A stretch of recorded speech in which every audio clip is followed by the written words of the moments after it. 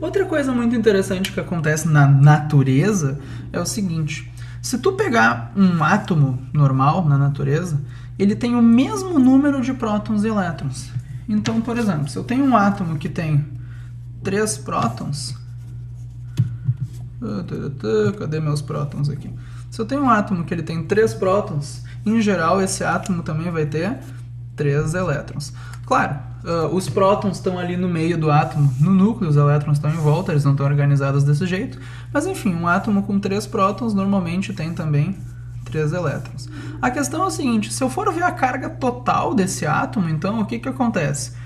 Cada positivo tem um negativo compensando, positivo com esse e esse tem o mesmo valor, né? Esse com esse dá zero, esse com esse dá zero, esse com esse dá zero.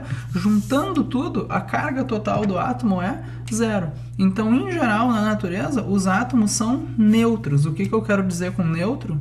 A carga total é zero.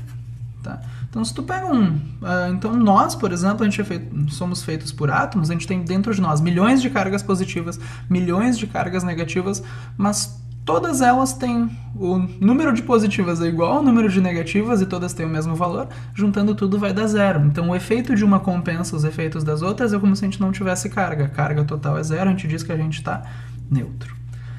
Mas vamos dizer que como o assunto dessa parte da matéria é justamente cargas elétricas, né? Vamos dizer que eu quero bagunçar isso. Eu não quero deixar um átomo com o mesmo número de positivos e negativos. Não quero deixar ele com carga total zero. O que eu tenho que fazer? Bom, eu tenho que bagunçar isso aqui. Se eu não tiver o mesmo número de prótons e elétrons, o átomo não vai ficar com carga total zero, né? Se, por exemplo, o átomo ganhar elétrons, o que acontece? Se eu tenho um átomo com 2 prótons e 2 elétrons, o total está dando zero. Se eu colocar mais um elétron, agora vai ficar sobrando uma carga negativa, né?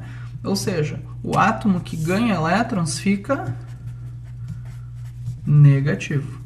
Do mesmo jeito, se eu tiver um átomo aqui, sei lá, com 2 prótons e 2 elétrons, e eu tiro um elétron, esses dois dá zero e aqui ficou sobrando uma carga positiva, ou seja, o átomo fica positivo.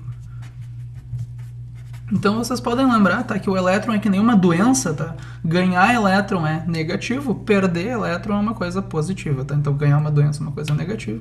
Então, enfim. Na verdade, quando o átomo ganha ou perde elétrons, que daí ele fica com carga elétrica, a gente não chama mais de átomo, tá? A gente só chama o átomo de átomo enquanto ele está neutro.